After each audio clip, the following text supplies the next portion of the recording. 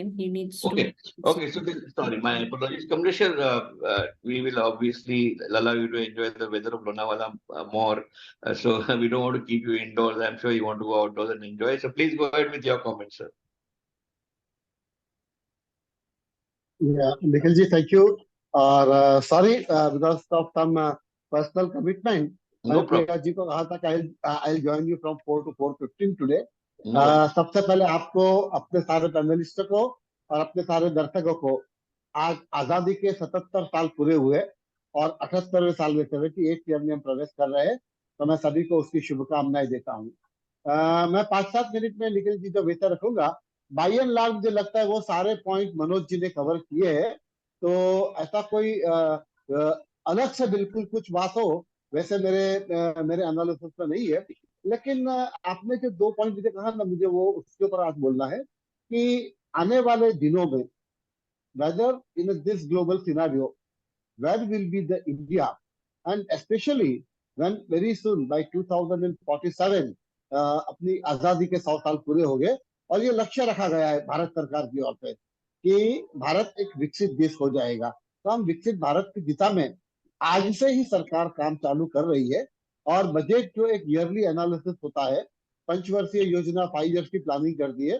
लेकिन ये सरकार एक कदम और आगे बढ़ते हुए आने वाले 25 साल की भी प्लानिंग कर रही है। मैं ये देख रहा हूँ निखिल जी, इस आज की वर्तमान स्थिति को देखते हुए, देखिए economics and politics as I always say is a two side of one coin only.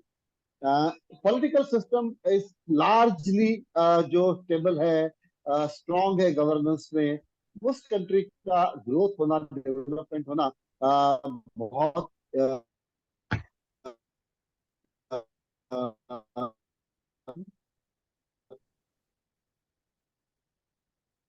Is it Kamlesh bhai's transmission?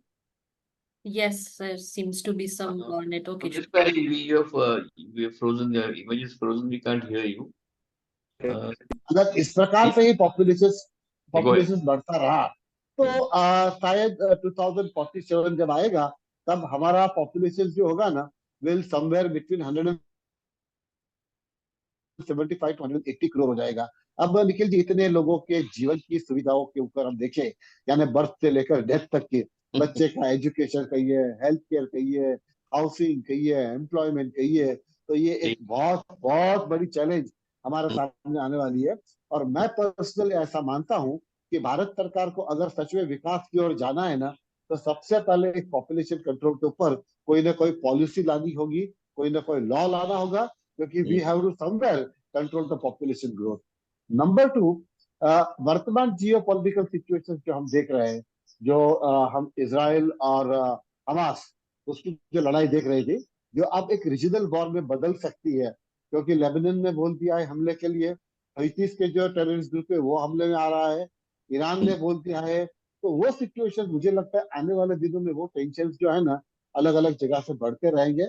ऐसी सिचुएशंस के अंदर ग्रोथ मोमेंटम को कंटिन्यू करना वो हमारे लिए नहीं, दुनिया के हर एक देशों के लिए चैलेंज होगा। लेकिन ये स्थिति जो है जियो पॉलिटिकल सिचुएशन, ये हमेशा अपने, मैं ये कहूंगा कि एक बहुत बड़ी बाधा होगी हमारे विकास के पथ के ऊपर। गवर्नमेंट कोई एक पर्टिकुलर टारगेट लेके चलती है, अपने ग्रोथ का अगर हम 7% ग्रोथ करते हैं और सामने अगर हमारा 10% पॉपुलेशन बढ़ जाता है, तो फिर भी कहीं ना कहीं हम डेफिसिट पे चलते हैं। तो ये विकास की निरंतर प्रक्रिया, आप कितना भी विकास कर लो, लेकिन सामने अगर ग्रोथ ऑफ पॉपुलेशन के ऊपर कंट्रोल नहीं है, तो वो विकास सही मायने में है ना आपके लिए इश्यूज और चैलेंजेस खड़े करेंगे, ये मैं देख रहा हूँ। दूसरा, ये सरकार ने पिछले 10 साल में जो एक पॉलिसी मैटर के रूप में एक their agenda is very clear, focus is very clear, they are looking for purely growth and development of the economy of the country। हमने बात डिस्कस किया, अभी 5वीं सबसे बड़ी इकोनॉमी है, शायद हम कुछ साल में 3rd बिगेस्ट इकोनॉमी हो जाएगी, लेकिन वो एक नंबर है। मैं ये सोचता हूँ वो नंबर्स के साथ साथ लाखों और करोड़ों लोगों के जीवन में परिवर्तन आए ना, वो एक सही विकास होगा। आज हमारे 400 से 450 मिलियन पॉपुलेशन को हम मिडिल क्लास में लेके आए हैं, तो अनदर 400 मिलियन लोगों को अगर हम अगले 10 साल में मिडिल क्लास के अंदर लेके आते हैं, वो एक अपना अच्छा एक मापदंड होगा ग्रोथ को देखने के लिए। मुझे ऐसा लगता है कि हमारे देश में इस बार जो अगर आपने देखा सरकार के पास पूर्ण बहुमत नहीं है अगर हम बीजेपी की बात करें तो। एज अ एनडीए बहुमत है, लेकिन एज अ पार्टी तो शायद पॉलिटिकल चैलेंजेस हमारे देश में भी आ सकते हैं ये पर्टिकुलर 5 साल के टर्म के लिए। साइमल्टेनियसली ओपोजिशन स्ट्रांग हुआ है, ओपोजिशन की स्ट्रेंथ पार्लियामेंट में बढ़ी हुई है, और बहुत सारे ऐसे इश्यू अभी कंकरेंट इश्यू जो हम देख रहे हैं, तो वैसे बहुत सारे इश्यू आएंगे जो कंट्री के लिए थोड़े बहुत, मैं कहूंगा कि अपनी जो ये ग्रोथ की स्टोरी है ना, उसमें थोड़ा हमारा डाइवर्जन हो जाएगा। लेकिन सरकार अपनी भूमिका ठीक से रखे। और दूसरा कि एक मैं दूसरा मुझे अभी मनोज जी ने उल्लेख किया ना, मैं उसको इस तरह देख रहा हूँ, global warming and climate change. देखिए जी, दुनिया के हर एक देशों में अगर आप देखोगे ना, including the America, the most developed country, हम बीच बीच में साइक्लोन देखते हैं, हैवी रेनफॉल से देखते हैं, अर्थक्वेक्स वगैरह देखते रहते हैं। तो इस प्रकार के नेचुरल कैलेमिटीज का प्रमाण बढ़ते जा रहा है। हमारे यहाँ भी अगर आप देखेंगे तो इस मानसून में काफी लैंडस्लाइड हुआ है। उत्तराखंड में आप देख लीजिए, हिमाचल प्रदेश के अंदर देख लीजिए। तो मैं ऐसा सोचता हूँ कि चैलेंजेस इस प्रकार के हैं। हमारे देश में आज भी पावर सेक्टर में काफी काम होना बाकी है। इंडस्ट्री के बारे में एक चीज मैं कहूंगा कि आज मेक इन इंडिया का जो हमारा एक नारा है ना, तो हमारे लिए बिगेस्ट चैलेंज और थ्रेट चाइना है।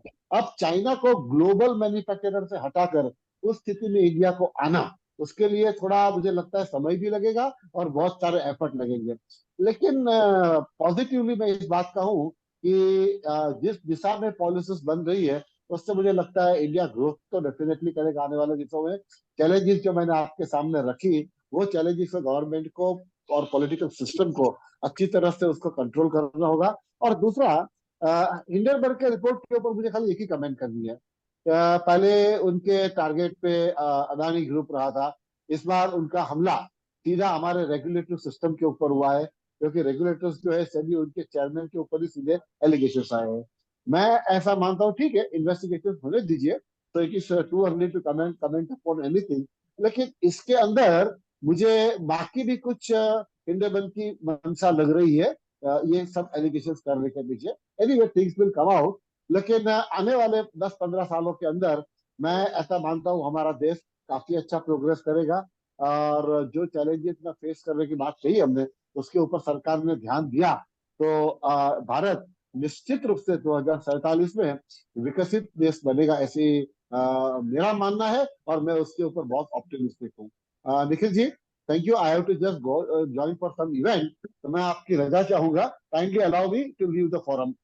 Yes, we will meet again. Thank you. Thank you.